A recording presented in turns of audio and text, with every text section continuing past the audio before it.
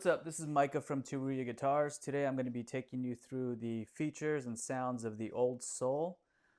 It's my take on a classic style single cut without all the vintage problems that are associated with those instruments. So to start off, I'm going to walk you through just a few of the pickup specs, and then we'll go ahead and play, and then I'll talk about the guitar some more. So these are the Fishman Fluence Greg Koch Signature Gristletone P90s. And what I like about them are they have 3 different voices. All of them sound fantastic. I think this is one of the best pickups that come out of the Fluence line. And they also are quiet, so you don't end up with any, P90s are usually noisy, but these are silent. So it's really solves all the problems that I had with P90s. And these happen to sound fantastic. So I'm going to walk you through just a couple positions here.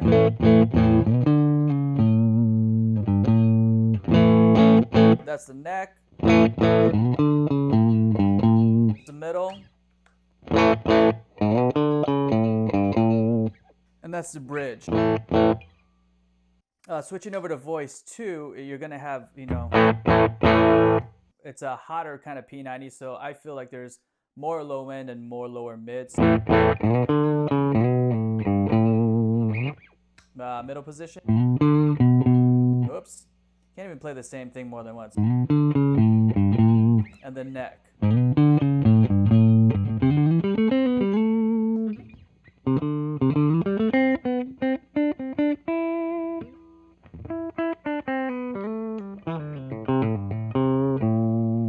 So the final, what do you call it? The final voice is a single coil voice, which was what I was playing in the beginning. So this is the neck pickup.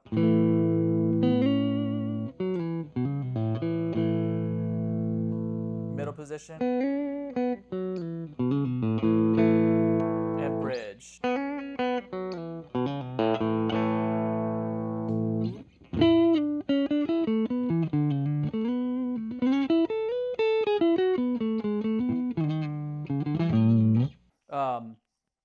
Really nice sounding pickups. I'm enjoying every single voice, and I'm finding that every voice has a particular place that you can easily find for it. So that's a really good job on Fishman's part and Greg Koch for developing these.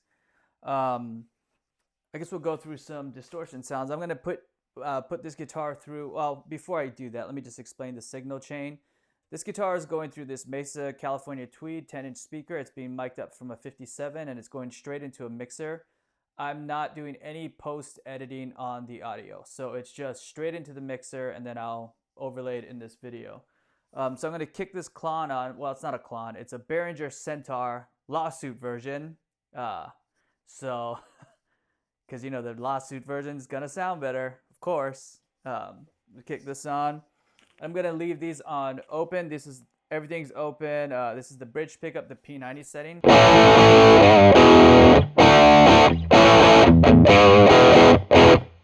Middle position.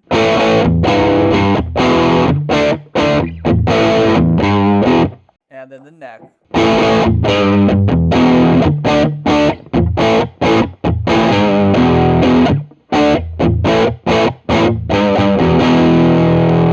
This is going to be voice 2.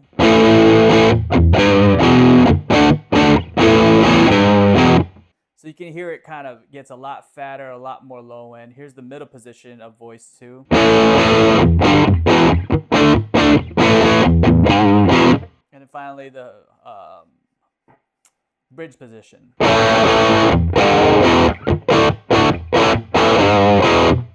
And we'll go to a single coil sound now. Middle position. And finally neck.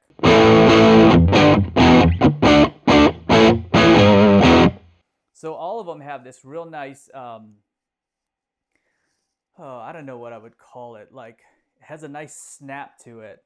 And I don't know. P90s just always sound good to me. They're really like I'll come up with a word for it later, but there's a nice bite. They have a really nice bite, but it's not too trebly, and you really feel like you're grabbing those notes as you're playing. So especially for like, and I feel like when you're playing an open string with notes, they sound so good. So this is the P90 neck setting.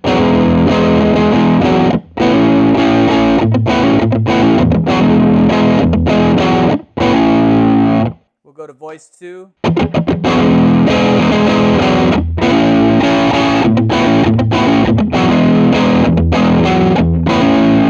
And we'll go to voice 3.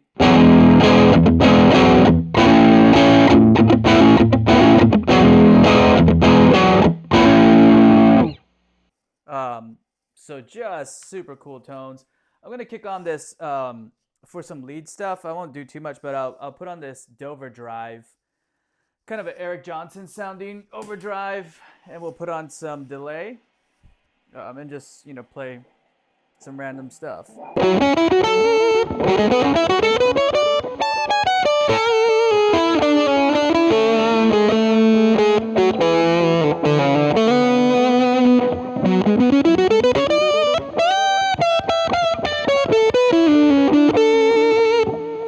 That is on the single coil mode, and actually, I had the tone rolled back, so I'll explain that in a second, but we'll go back, rewind. This is just the P90 neck sound.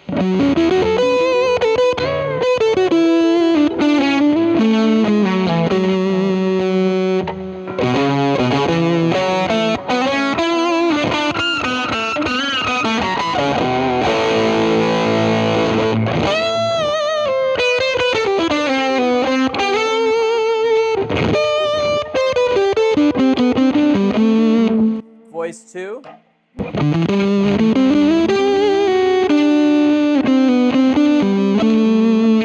Voice 3.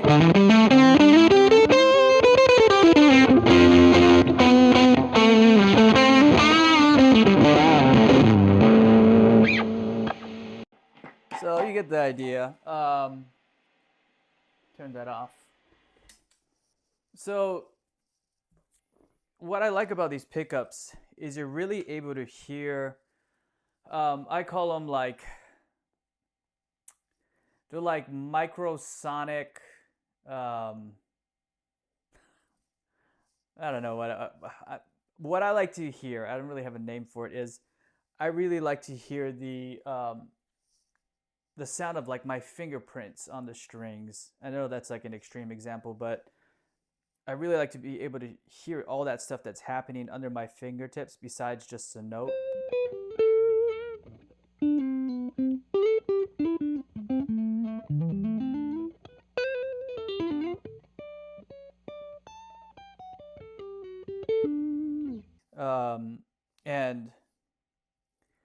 And I like to be able to hear like my finger impacting the fretboard, those little nuances of string movements on a fret. All that stuff is stuff that I like to be able to hear, because it kind of feels like you're putting a magnifying glass on the fretboard, and it draws you closer into the instrument. This is going to some of the specs, this is a walnut burl top, mahogany back, mahogany neck, and a bird's eye maple torrefied / roasted fretboard. The body is chambered, so it weighs 7 pounds 10 ounces. So it's not a bad weight. It's not heavy like your traditional LPs. And with this neck, I actually have the same carbon fiber D-shaped tube that I use in all my guitars. So there's no truss rod. There's a carbon fiber tube that's hollow, and it does two things. It adds really good stability to the guitars. I live in Indiana, and I've had these on my guitars for maybe about 6 years or so. And in the summers are really hot and humid, and then it's really dry and cold in the winters. So at some point in the change of seasons, all I have to really do to adjust those guitars is raise or lower the bridge. And if you do your fretwork right, you don't have to worry about buzz. Like, you know, there still is a tiny bit of neck relief because these strings are pulling on the neck, but the stability you get and never having to mess with the truss rod, I think is just, that's like the way to go. And it's hard to convince me otherwise because I've been using it for a long time.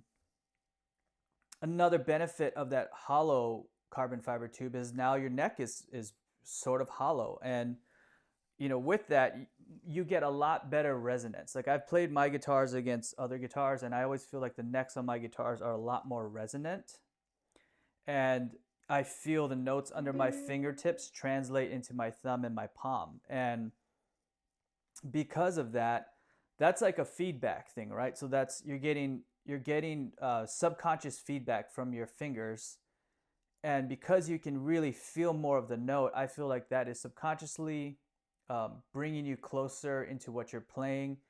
You feel more, there's, you know, and you can express yourself better on the instrument because you can feel all of what's happening, not just in your fingertips, but in your hands and your palm.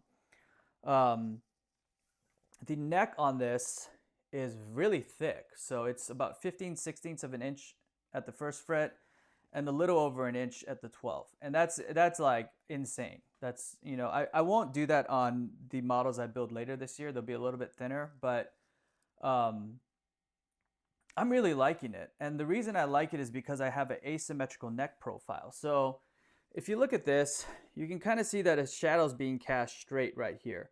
So the neck is flat, and then there's a really sharp shoulder, is what we call it. You know, the edges of the fretboard, they're shoulders. So because of that, you're able to get your thumb up here really easily, and you're not really like wrapped around like the top of a baseball bat. You have a lot of room to move your fingers.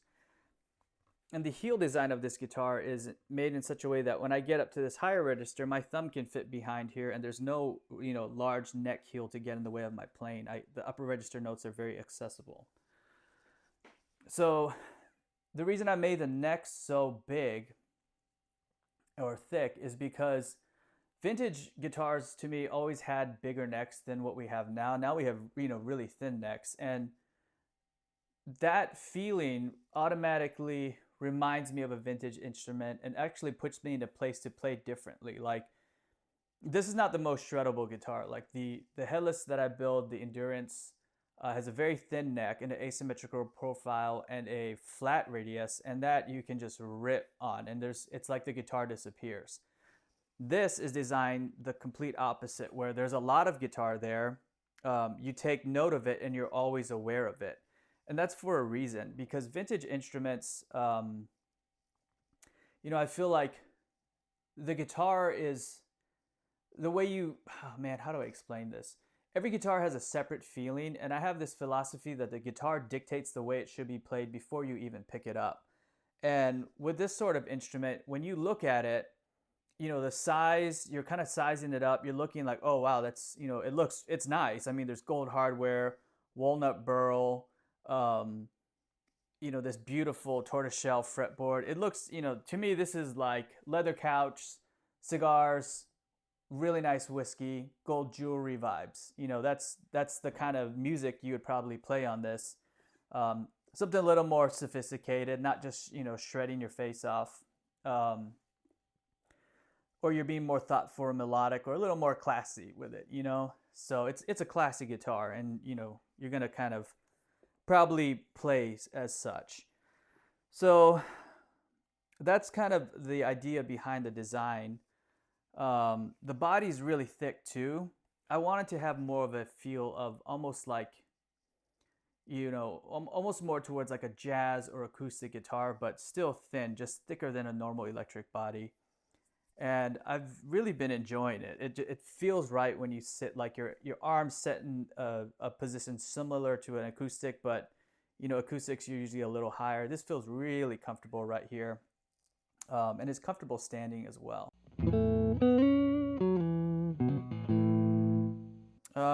Let me see if there's anything else about this. So, oh, the tuners. So I'm using these Steinberger tuners. You actually tune them from the back here. You'd find these on, you know, Gibson Firebirds, or there's a bunch of other guitars that have them. But I really like that it lets the outline of the headstock show without having the tuning pegs in the way. And that just gives this guitar a really clean, streamlined look. You're just seeing form. Normally I do a lot of carving on my guitars, but I decided not to. I was gonna, because it's a classic kind of shape, I was like, let me just focus on form. So I spent a lot of time getting these proportions right. I wanted to have it look and feel a certain way, and just be all outline. You know, I wanted the outline of it to be iconic. So this is, you know, a single cut, but I feel like it just plays better than any single cut I've played, and it sounds better than a lot of them, because a lot in part to these P90s and this Fishman system. Going back to the pickups, one thing I want to touch on is this tone knob. So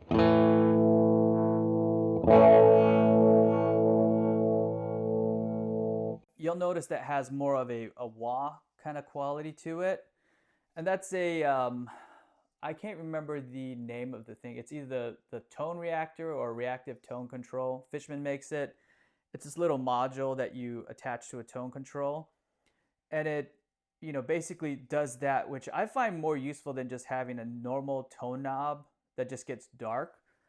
This actually allows me to kind of sit the mids where I want, and you know, when you're playing live, like if you're doing a solo,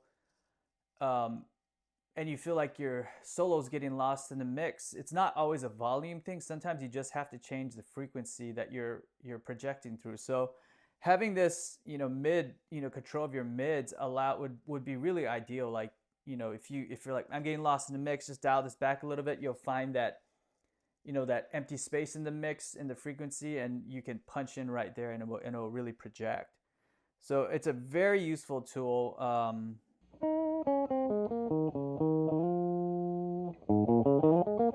That's fully closed, and then this is somewhere in the middle, and then this is wide open.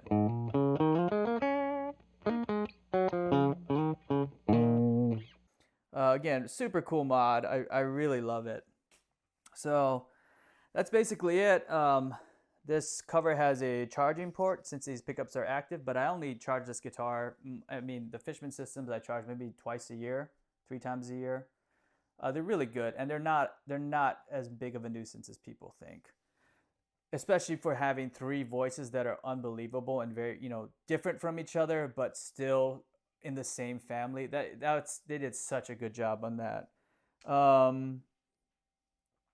Yeah, other than that, that's pretty much it. This is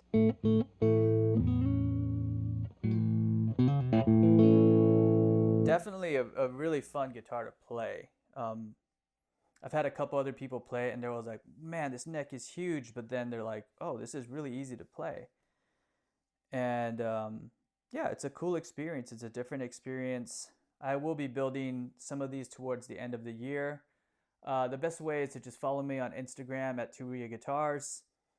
I usually post as I'm making them, and then I'll release, you know, I'll probably maybe do 2 or 3 this year, more than likely 2 of them. But if you're interested in, yeah, give me a follow. Otherwise, this is it. This is the Old Soul. Oh, last thing. So the radius, it's about 14 or 12, something like that. 24 3/4 scale. But I think that's pretty much it. If you have any questions, drop them in the comments. If not, I'll see you guys later.